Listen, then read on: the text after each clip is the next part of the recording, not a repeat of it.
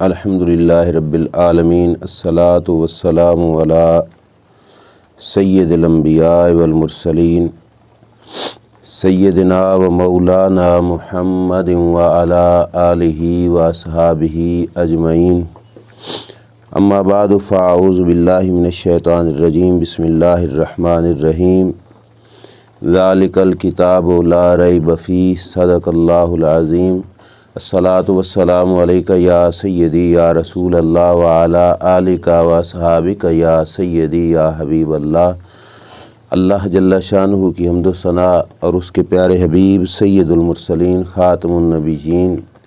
امام الانبیاء حضرت محمد مصطفیٰ صلی اللہ تعالی علیہ وآلہ وسلم کے دربار گہربار میں ہدیہ درود و سلام بساد ادب و احترام عرض کرنے کے بعد، معزز سامعین، السلام علیکم ورحمۃ اللہ وبرکاتہ۔ اللہ کریم کے فضل و توفیق سے اور اس کے پیارے حبیب صلی اللہ تعالی علیہ وآلہ وسلم کی نگاہ رحمت اور شفقت کے طفیل فہم دین کورس کے 27ویں سبق میں ہمیں حاضری کی سعادت نصیب ہو رہی ہے۔ آج کا موضوع ہے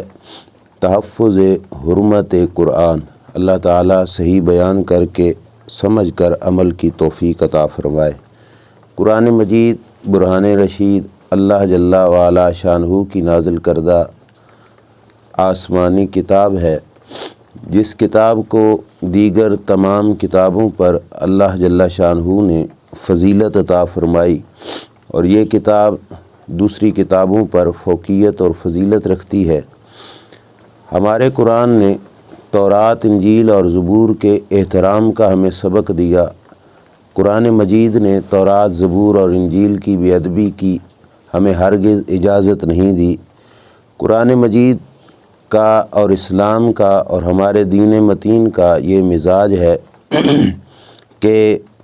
ہم پہلے گزرنے والے کسی نبی کی بے ادبی بھی نہیں کرتے، اور پہلے گزرنے والی کسی کتاب کی بھی بے ادبی نہیں کرتے۔ لیکن جو دیگر مذاہب کے کچھ لوگ ہیں، فتنہ پرور لوگ، جن میں سے کچھ لوگوں نے ماضی کے اندر قرآن مجید برہان رشید کو معاذ اللہ جلایا، اور ابھی ماضی قریب کے اندر سویڈن کے علاقے میں قرآن مجید کی بے حرمتی کی گئی۔ اس واسطے ہم نے اس موضوع کا انتخاب کیا کہ اللہ کریم جل شانہ نے قرآن مجید کی عزت اور عظمت کا تحفظ کس انداز میں فرمایا۔ اگرچہ یہ بے ادبی کا سلسلہ بہت پرانا ہے، ابو جہل کی پارٹی اور جو لوگ رسول کریم صلی اللہ علیہ وسلم کے دشمن تھے، ان لوگوں نے بھی قرآن مقدس کے ساتھ یہی بے ادبی والا سلوک کیا، لیکن رب کریم جل شانہ نے جب بھی ان کے اس عمل کی بات آئی تو اللہ کریم نے ان کو سزاوار ٹھہرایا، مجرم بنایا کہ انہوں نے قرآن مجید کی بے ادبی کی۔ ہاں، قرآن مجید کے بیشتر مقامات پر اللہ کریم نے حرمت قرآن کے حوالے سے گفتگو ضرور فرمائی،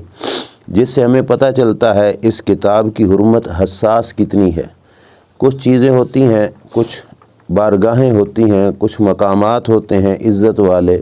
کہ جہاں پر ہلکی سی بات کے ساتھ بھی بے ادبی بن جاتی ہے، اور اس بے ادبی پر بھی اللہ تبارک و تعالی ناراض ہو جاتا ہے۔ جیسا کہ سرکار دو عالم صلی اللہ علیہ وسلم کی بارگاہ میں فقط آواز کی بلندی،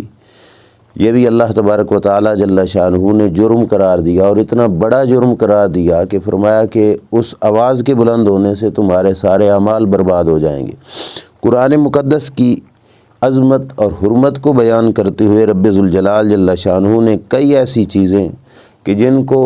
نارملی انداز میں سمجھا جاتا ہے، لیکن رب نے قرآن کے حوالے سے ان چیزوں کو بھی جو ہے گوارا نہیں فرمایا۔ اللہ کریم نے اس کا دفاع قرآن مجید کے اندر ذکر کیا کہ 14 صدیاں بعد قرآن مجید کو کوئی شخص کہے کہ یہ مشکوک کتاب ہے، یہ شک والی کتاب ہے، اس کے اندر شک ہے، اللہ کریم جل شانہ نے اتنی بات بھی برداشت نہیں فرمائی، بلکہ قرآن مجید کے اندر سورہ بقرہ کی ابتدا میں ہی اس بات کی وضاحت کر کے فرمایا ذالک الکتاب لا ریب فیہ، اس کتاب کے اندر کسی قسم کا کوئی شک نہیں۔ مطلب لفظ شک قرآن کے بارے میں بولا جائے، یہ بھی حرمت قرآن اتنا بھی برداشت نہیں کرتی، یہ قرآن مجید کی حرمت کے خلاف ہے، یعنی بے ادبی کے زمرے میں آئے گا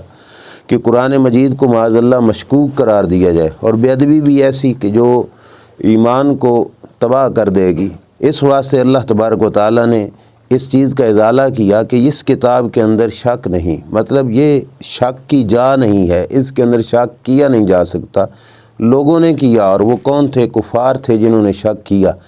اللہ کریم جل شانہ نے ان کے شک کو دور کرنے کے لیے مختلف قسم کی آیات بھی اتاری۔ ان لوگوں کو شک یہ تھا کہ یہ آیات قرآنی رسول کریم صلی اللہ علیہ وسلم رات گھر میں بیٹھ کر خود بناتے ہیں معاذ اللہ، اور صبح آ کے لوگوں کو سنا کے کہتے ہیں یہ اللہ کا کلام ہے۔ تو نبی اکرم صلی اللہ علیہ وسلم پر جب یہ الزام لگا، قرآن مجید کی یہ بے حرمتی ہوئی، تو اللہ کریم جل شانہ نے بڑے واضح انداز میں ان کو کہا فَإِن كُنتُمْ فِي رَيْبٍ مِّمَّا نَزَّلْنَا عَلَىٰ عَبْدِنَا، کہ اگر جو کچھ ہم نے اپنے بندہ خاص پہ اتارا تمہیں اس معاملے میں ہے شک،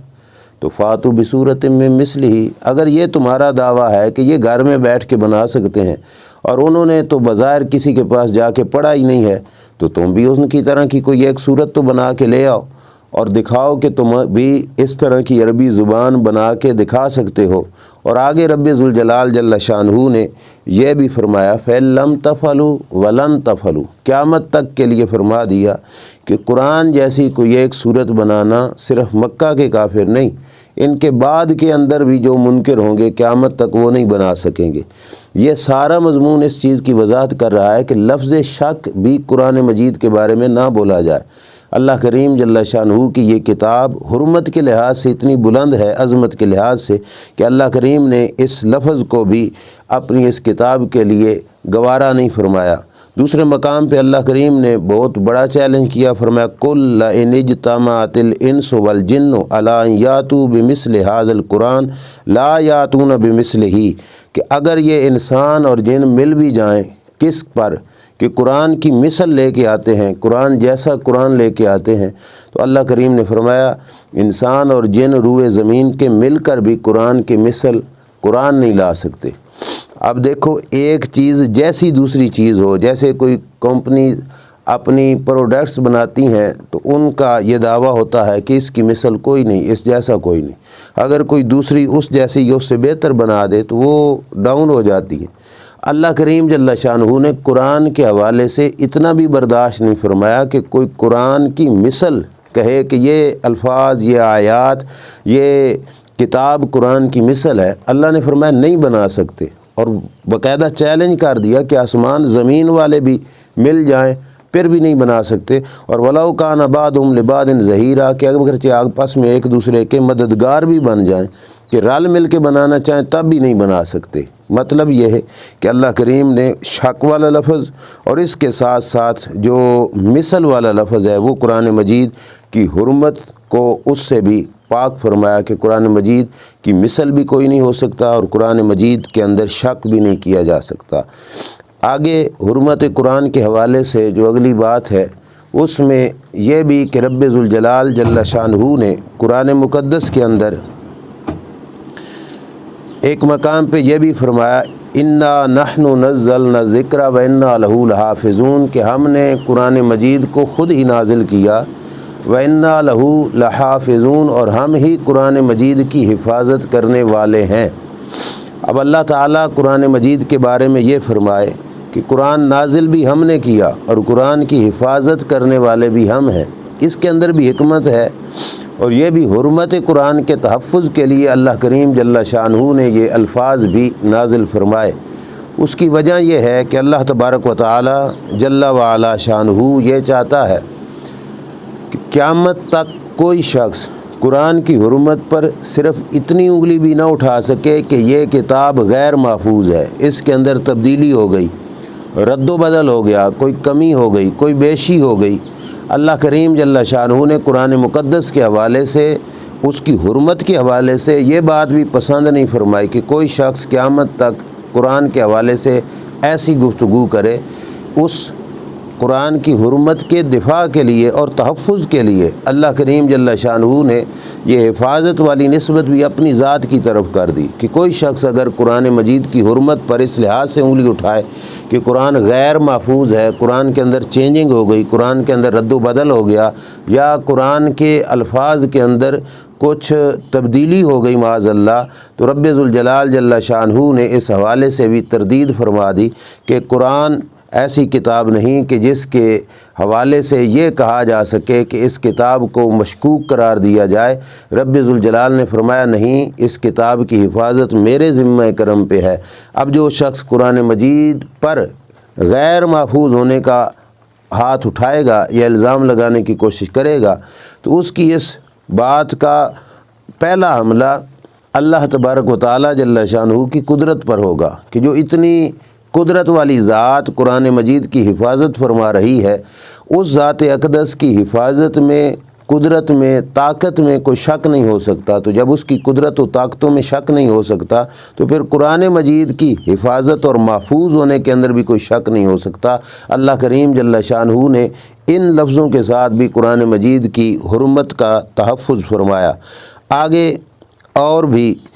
جو قرآن مجید کی جو حرمت ہے اس کے حوالے سے کہ کل کوئی بندہ قرآن مجید مکمل نازل ہو جائے،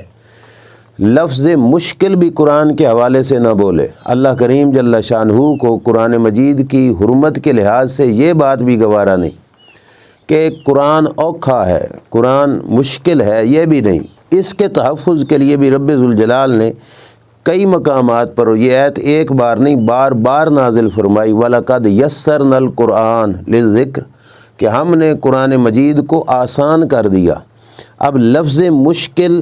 بھی قرآن مجید کی حرمت کے لحاظ سے کہ کوئی اس کے لحاظ سے اتنا سا لفظ بھی بولے، رب ذوالجلال نے اس کی بھی جڑ کاٹتے ہوئے فرما دیا کہ نہیں، کہ میں خود نازل کرنے والا ہوں اور خود فرما رہا ہوں کہ ہم نے قرآن مجید برہان رشید کو آسان کیا ہے، اس کا سمجھنا آسان ہے اور اس کو محفوظ کرنا بھی آسان ہے۔ ظاہری بات ہے چھوٹی سی کتاب کو بھی کوئی یاد نہیں کر سکتا، اور 30 پارے پورے کے پورے چھوٹے چھوٹے بچے بھی اپنے سینوں میں محفوظ کر لیتے ہیں۔ یہ بھی قرآن مجید برہان رشید کا اعجاز ہے کہ رب ذوالجلال نے اس کو یہ شان عطا فرمائی۔ اب اس کے ساتھ ساتھ قرآن مجید کی اس حوالے سے بھی حرمت کا تحفظ اللہ نے کیا کہ قرآن نازل کیا، اور نازل کر کے کوئی شخص جو اہل کتاب میں سے ہو، مطلب تورات انجیل زبور والے، ان میں سے کوئی یہ نہ کہے کہ یہ نئی کتاب آ گئی، ہماری کتابیں کچھ اور کہتی تھیں، یہ کوئی اور کہتی ہے، یہ لفظ تک بھی نہ بولے کہ اس کا بیان کچھ اس سے ملتا جلتا نہیں، بلکہ جب بھی رب ذوالجلال نے ان سے مخاطب ہو کے بات کی، قرآن کے نزول کی، تو فرمایا مصدقا لما معکم، قرآن مجید وہ کتاب ہے جو تمہاری کتابوں کی بھی تصدیق کرنے والی ہے۔ اب تصدیق کا آسان لفظوں میں ترجمہ کر کے میں آپ حضرات کے سامنے عرض کروں، تصدیق کا مطلب ہے کہ قرآن وہ کتاب ہے کہ جس کی آیات تمہاری کتابوں کو بھی سچا ثابت کرتی ہیں۔ قرآن کے اندر ایسی جو ہے عظمت ہے۔ اب اس اعتبار سے بھی ان کو عزت کرنا قرآن مجید برہان رشید کی لازمی بنتا ہے کہ قرآن کو سچا نہیں مانیں گے تو پھر اپنی کتابوں کی بھی تصدیق نہیں ہو سکے گی، اور قرآن آ کے ان کی کتابوں کی بھی تصدیق فرما رہا ہے۔ اس واسطے اللہ کریم جل شانہ نے بار بار یہ لفظ بھی استعمال فرمائے مصدقا لما معکم، تاکہ کل کوئی قرآن کو جھٹلا نہ سکے، ان کی زبانیں بند رہیں۔ کیونکہ قرآن مجید برہان رشید کی عظمت یہ ہے کہ جو ان کی کتابوں میں موجود ہے، قرآن اس کو بھی سچا ثابت کرنے والا ہے۔ اس حوالے سے بھی کہ اللہ تبارک و تعالی جل شانہ نے کہ کوئی شخص قرآن کو ادھورا نہ کہے کہ او فلاں بات قرآن مجید میں نہیں، یا فلاں چیز کا ذکر نہیں، یا فلاں مسئلے کا حل نہیں کیا قرآن مجید نے، اس لحاظ سے بھی لفظ ادھورا یا ناقص معاذ اللہ، اللہ کریم جل شانہ نے اس کا بھی جو ہے رد کرتے ہوئے ارشاد فرمایا وَلَا حَبَّةٍ فِي ظُلُمَاتِ الْأَرْضِ وَلَا رَطْبٍ وَلَا يَابِسٍ إِلَّا فِي كِتَابٍ مُبِينٍ، کہ زمین کے اندھیروں میں پڑا ہوا کوئی دانہ بھی ایسا نہیں جس کا ذکر اللہ نے قرآن میں نہ فرمایا ہو۔ زمین کے اندھیروں سے مراد یہ ہے کہ دانہ زمین میں پھینکے اوپر مٹی آ جاتی ہے، اب وہ دانہ اندھیرے میں پڑا ہے، جس نے پھینکا اسے بھی نہیں پتہ کہ اس پہ کیا گزر رہی ہے، لیکن رب فرماتا ہے کہ اس اندھیرے میں پڑے ہوئے دانے کا ذکر بھی رب ذوالجلال نے قرآن میں ذکر کیا وَلَا رَطْبٍ وَلَا يَابِسٍ إِلَّا فِي كِتَابٍ مُبِينٍ، کوئی خشک و تر ایسا نہیں جس کا ذکر اللہ نے قرآن مجید کے اندر نہ فرمایا ہو۔ اب یہ دعویٰ بھی اس واسطے کہ قرآن مجید کی حرمت کا تحفظ اس حوالے سے بھی کیا جائے کہ قرآن ادھورا نہیں۔ اور دوسرے مقام پہ اللہ نے فرمایا ولا اصغر من ذالک ولا اکبر الا فی کتاب مبین، کہ چھوٹی سی چھوٹی چیز اور بڑی سے بڑی چیز،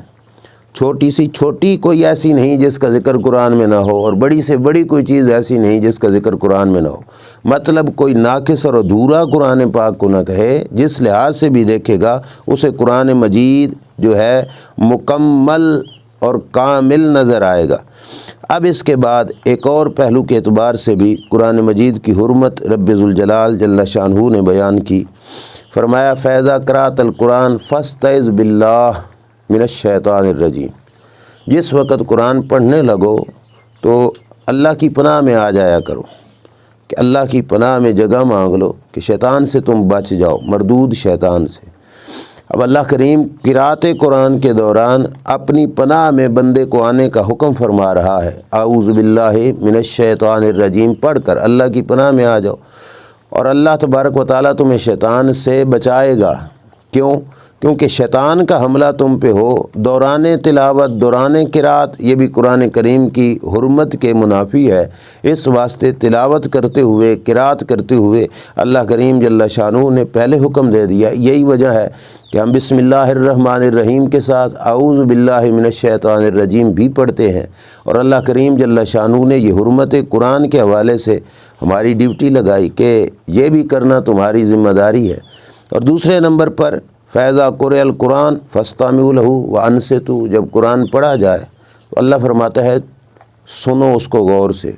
وانصتوا، اور خاموش ہو جاؤ۔ پہلے ہے کہ کان لگا کے سنو، پھر خاموش بھی ہو جاؤ۔ کئی دفعہ ایسے ہوتا ہے کہ انسان گفتگو کر رہا ہے، اگلا بندہ انسان کی گفتگو کے ساتھ خود بھی گفتگو کر رہا ہوتا ہے، بندہ کچھ کہے تو وہ کہتے ہیں میں تو آپ کی بات سن رہا ہوں، پوچھنے پر اگلا بندہ وہ بات سنا بھی دیتا ہے جو کچھ کی جا رہی ہوتی ہے۔ تو اب اس کا مطلب یہ ہوتا ہے کہ میں اپنی بات چلاتے ہوئے بھی آپ کی بات سن رہا ہوں۔ تو اللہ کریم جل شانہ نے فرمایا کہ یہ طریقہ کار قرآن کے حوالے سے نہیں چلے گا کہ قرآن کی قرأت کے دوران تم اپنی باتیں کرو، نہیں، اس وقت صرف سننا نہیں ضروری، وان سے تو خاموش ہونا بھی ضروری ہے، کہ یہ حرمت کے لحاظ سے مزید اللہ کریم جل شانہ نے آرڈر کو مضبوط فرما دیا کہ جس وقت قرآن مجید جو ہے تلاوت کی جا رہی ہو، قرآن مجید کو پڑھا جا رہا ہو، تو اس وقت دونوں چیزیں سننا بھی اور خاموش ہو جانا بھی لازمی اور ضروری ہے۔ یہی وجہ ہے کہ جس وقت ہم نماز میں کھڑے ہوتے ہیں اور ہمارے امام قرأت کر رہے ہوتے ہیں، اگرچہ سورہ فاتحہ کا پڑھنا یہ واجب ہے، لازم ہے، ضروری ہے، لیکن جس وقت انسان مقتدی بن جاتا ہے اور امام کے پیچھے ہو گیا، اب امام قرأت کر رہا ہے، تو حضور اکرم صلی اللہ علیہ وسلم نے فرمایا کہ امام کی قرأت ہی مقتدی کی قرأت ہے۔ مقتدی کی ذمہ داری ہے کہ خاموشی کے ساتھ اس کو سنے اور اسی کی طرف ہی کیا ہے توجہ رکھے، کہ یہ اپنا پڑھ رہا ہو، وہ اپنا پڑھ رہا ہو، تو اس دوران پھر یہ قرآن مجید کی حرمت کے اور شیان شان نہیں، اس واسطے باقاعدہ خاموشی اور توجہ کے ساتھ سننے کا جو ہے حکم فرما دیا۔ اور ایک ہے سماع اور ایک ہے استماع۔ لفظوں کے اعتبار سے استماع کے لفظ زیادہ ہیں، اور عربی کا قاعدہ ہے جہاں لفظ زیادہ ہوتے آتے ہیں وہاں پہ معنی بھی تھوڑا بھاری اور کبھی ہو جاتا ہے۔ سماع کا معنی ہے صرف سننا، اور استماع کا معنی کیا ہے؟ غور سے سننا۔ فاستمعوا اللہ نے فرمایا، صرف فاسمعوا نہیں فرمایا، بلکہ فرمایا غور سے سنو، وانصتوا، اور خاموش بھی ہو جاؤ، تاکہ دونوں چیزیں پائی جائیں، غور سے سننا بھی اور خاموش رہنا بھی۔ یہ بھی حرمت قرآن کے لحاظ سے رب ذوالجلال نے قرآن مجید کی حرمت کا جو ہے دفاع کیا۔ اب آگے ایک اور چیز جو حرمت قرآن کے حوالے سے ہمیں قرآن سے ہی ملتی ہے کہ اللہ ارشاد فرماتے لا یمسہ الا المطہرون، فرمایا کہ قرآن مجید کو صرف پاک لوگ ہی ہاتھ لگائیں۔ اب یہ بھی حرمت قرآن کے اعتبار سے لازمی ضروری ہے کہ کوئی شخص بے وضو ہو اور ہاتھ میں قرآن لے کے بیٹھا ہو، یہ صرف ناجائز نہیں بلکہ حرام ہو جائے گا، کیونکہ اس کی منع اور اس سے روکنا قرآن مجید کی نص کے اندر ثابت ہے، اور اللہ کریم نے واضح انداز کے اندر روک دیا کہ قرآن مجید کو صرف پاک لوگ ہی ہاتھ لگائیں، پلید لوگ ہاتھ نہ لگائیں۔ یہ بھی حرمت قرآن کے لحاظ سے اس قدر تحفظ ہے کہ جس بندے کے ہاتھ ویسے بے شک دھلے ہوئے ہوں، صابن سے دھلے ہوئے ہوں، ہاتھوں پہ خوشبو لگی ہوئی ہے، لیکن جس کو طہارت اللہ فرماتا ہے وہ جو ہے وضو والا ہونا، جس کے ذریعے سے نماز کا جواز ہوتا ہے، اللہ فرماتا ہے کہ یہ بھی ہونا لازمی اور ضروری ہے کہ اگر وضو نہیں تو پھر تم قرآن مجید برہان رشید کو ہاتھ تک نہیں لگا سکتے۔ اور یہ صرف یہاں تک نہیں، زبانی پڑھنا کہ جس وقت انسان جنبی حالت کے اندر ہو، جنابت کے اندر ہو، تو غسل کیے بغیر قرآن مجید کی تلاوت کرنا اس کے لیے ناجائز ہے۔ اب یہاں پہ وظیفہ وغیرہ کوئی پڑھ سکتا ہے، سبحان اللہ ہے، سبحان اللہ ہے، الحمدللہ ہے، اللہ اکبر، وظیفہ کے اندر کوئی قرآن کی آیت دعا کی شکل میں وہ بھی پڑھ سکتا ہے، لیکن فقہا نے اس بات کی صراحت کی کہ اگر وظیفہ آیت وغیرہ ہے تو وہ بطور وظیفہ کے پڑھے یا بطور دعا کے پڑھے تو پھر جائز ہے، لیکن بطور تلاوت قرآن کے پڑھے جنبی شخص غسل کیے بغیر یہ اس کے لیے ناجائز ہوگا۔ کیونکہ جب لفظ تلاوت آئے گا تو نسبت قرآن مجید برہان رشید کی طرف، اللہ کے کلام کی طرف، تو اس واسطے اس وقت اس کے لیے یہ جائز نہیں ہوگا۔ یہ بھی اللہ کریم نے تحفظ کا ایک سلسلہ جو ہے یہاں پہ ذکر فرمایا۔ اور آخر پہ میں تفسیر قرطبی کا ایک حوالہ جو انہوں نے ذکر کیا ہے اور ایک شریعت کا آرڈر حرمت قرآن کے حوالے سے انہوں نے بیان کیا، وہ عرض کر کے بات ختم کرتا ہوں۔ امام قرطبی فرماتے ہیں وَمِنْ حُرْمَتِهِ اِذَا تَصَاعَبَ أَنْ يُمْسِكَ عَنِ الْقِرَاءَةِ، کہا کہ قرآن مجید کی حرمت سے یہ بھی ہے کہ قرات کرتے ہوئے دوران تلاوت اگر انسان کو جمائی آئے، اباسی، اس وقت قرآن کی حرمت کا تقاضا یہ ہے کہ انسان قرات کو روک لے، اس کے دوران پڑھتا نہ رہے۔ اس کی وجہ کیا ہے؟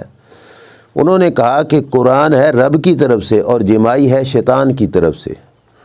اور شیطان کی طرف سے جو آنے والا فعل ہے یہ تلاوت کے ساتھ ملا کے ذکر کرنا یہ ٹھیک نہیں، اس واسطے روک دینے کا آرڈر دے دیا گیا کہ جس وقت تم قرات کر رہے ہو اور جمائی آئے، اباسیاں آ رہی ہوں، تو اس وقت تم قرات کو روک دو، یہ نہ ہو کہ اس کے ساتھ بھی تم قرات کو جاری رکھو۔ اب یہ وجہ انہوں نے بھی ذکر کی، اور ایک جو مجھ ناچیز کو سمجھ آ رہی ہے وہ یہ بھی ہے کہ انسان جس وقت منہ کھولتا ہے اور جمائی آ رہی ہوتی ہے تو آواز تھوڑی چینج ہو جاتی ہے، اور کچھ بول بھی رہا ہو تو وہ لفظ بھی تھوڑے چینج ہو جاتے ہیں، بولنا کچھ اور چاہتا ہوتا ہے اور منہ سے الفاظ کچھ اور نکل جاتے ہیں۔ اللہ کریم جل شانہ چاہتا ہے کہ قرآن مجید کی تلاوت کے دوران جس وقت جمائی آئے تو اس وقت تلاوت روکے، کیوں؟ تاکہ قرآن کے الفاظ بھی ٹیڑھے نہ ہوں، جیسے ہیں ویسے ہی پڑھے جائیں، یہ رب ذوالجلال جل وعلا شانہ اپنے بندوں سے چاہتا ہے۔ اور اس کے ساتھ ساتھ جو ہے اور بھی ڈھیر ساری باتیں ہیں قرآن مجید کی حرمت کے لحاظ سے کہ جس قرآن کو ہاتھ بے وضو لگانا یہ جائز اور ٹھیک نہیں ہے، تو اس قرآن مجید برہان رشید کوئی لفظوں کی حروف کی بے ادبی کرنا یا ان حروف کا جو ہے زمین پر گرایا جانا یا ان حروف کے تقدس کا پامال کیا جانا، یہ بھی حرمت قرآن کے منافی ہے۔ اگرچہ غیر مسلم قرآن مجید کو جلا کر قرآن مجید کی توہین اور بے ادبی کا دھندا کر رہے ہیں تو وہ یقیناً مجرم ہیں، یہ غلط بات ہے۔ قرآن مجید ان کی کتابوں کی تصدیق کرتا ہے، تو لیکن ہمارا بھی قصور یہ ہے کہ ہم نے قرآن مجید برہان رشید کی جو حرمت کے تقاضے ہیں وہ بھی پامال کیے۔ اخبار کے ہر پیج پہ قرآن کی آیت لکھی ہوتی ہے، اور وہ اخبار جو دینے والا ہوتا ہے وہ باہر کھڑے ہو کے گیٹ سے یوں پھینک کے جاتا ہے، گھر والا جتنی دیر تک بیدار نہیں ہوتا یا اٹھ کے اٹھاتا نہیں تو وہ زمین پہ پڑی ہوئی ہے،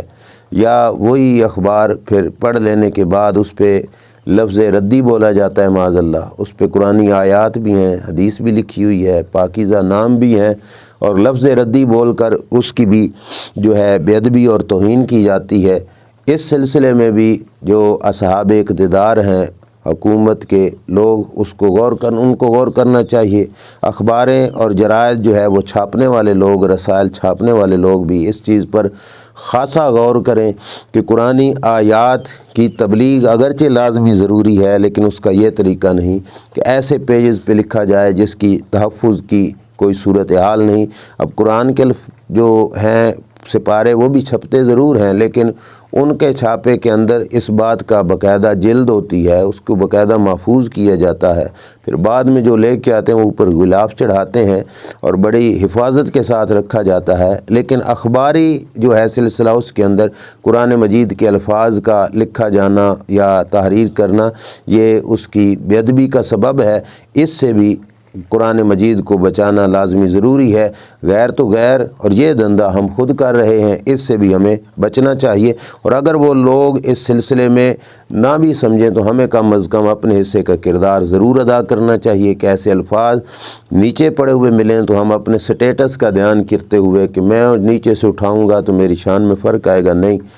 وہ اٹھا لینا بہت بڑا ثواب ہے اور اس پر اللہ کریم بہت زیادہ اجر بھی دیتا ہے۔ اللہ کی بارگاہ میں دعا ہے اللہ تعالی ہمیں عمل کی توفیق عطا